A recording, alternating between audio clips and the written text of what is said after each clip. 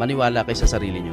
Yun lagi taong tatandaan. Regardless kung ano natapos mo, wala na yun. Regardless sa ilang taon ka, wala na yun. Ang importante, anong gusto mo sa buhay, anong gusto mo maging. Alam ko hindi ka lang hanggang dyan. Alam ko na may purpose din bakit ka nandito. Bakit ka nakikinig sa dinami-dami na nandito ngayon. Bakit ikaw hanggang dito nakikinig. Bakit ikaw nasa screen, nakikita yung mata ko, narinig yung boses ko. Ito yung chance mo para mabago yung buhay mo. Ito yung chance mo para mag-breakthrough. Ito yung chance mo na kung ano man yung achievement mo ngayon, more than pa dyan yung kaya mo. Kung ano man yung nangyari sa iyo ngayon, more than pa dyan yung kaya mo. Kung kumikita ka 200, 500,000, yes! Deserve mo yan. Pero I know kaya mo mag 1M, push mo pa. Leaders mo, nagsi 6 digits, yes! More! More pa! More leaders na nagsi 6 digits. More leaders na nagto 200,000.